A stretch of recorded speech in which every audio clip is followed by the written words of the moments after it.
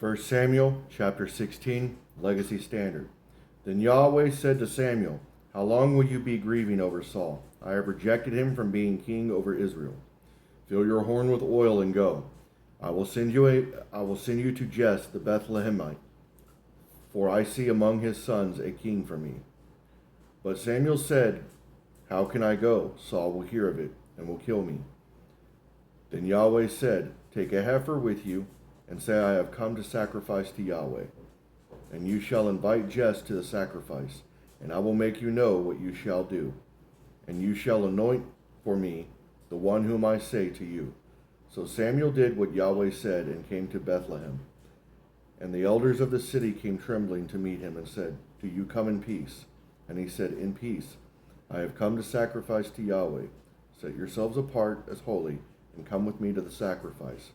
He also set apart Jesse and his sons as holy, and invited them to the sacrifice. Now what happened when they entered? He looked at Eliab, and thought, "Surely the anointed of Yahweh is before him."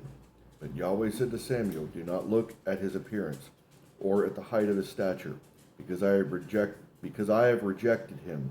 For God sees not as man sees. For man looks at the outward appearance, but Yahweh looks at the heart." Then Jesse called Abinadab, and made him pass before Samuel. And he said, "Yahweh has not chosen this one either." Next Jesse made Shammah pass by, and he said, "Yahweh has not chosen this one either." Thus Jesse made the 7 of his sons pass before Samuel. But Samuel said to Jesse, "Yahweh has not chosen these." And Samuel said to Jesse, "These are all the young men." And Samuel said to Jesse, "Are all these the young men?"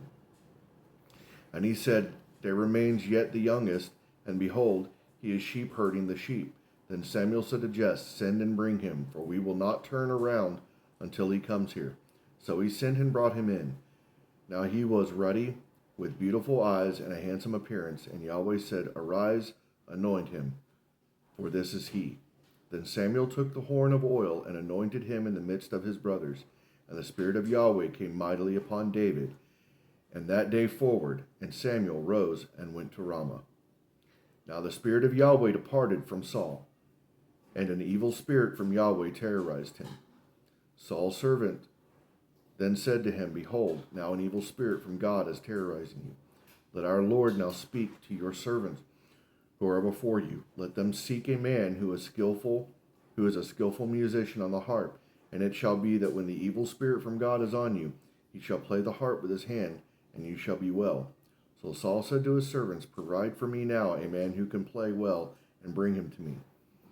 Then one of the young men answered and said, "Behold, I have seen a son of Jesse the Bethlehemite, who is a skillful musician, a mighty man of valor, a warrior, one who is understanding in speech, and a man of fine form, and Yahweh is with him." So Saul sent messengers to Jesse and said, "Send me your son David, who is with the flock." And Jesse, who took a donkey loaded with bread, and a wineskin of wine, and a young goat, and sent them to Saul by David's son. Then David came to Saul and stood before him, and Saul loved him greatly, and he became his armor bearer. So Saul sent to Jesse, saying, "Let David now stand before me, for he has found favor in my sight." Thus it happened that whenever the evil spirit from God came to Saul, David would take the harp and play it with his hand, and Saul would be refreshed and be well, and the evil spirit would depart from him.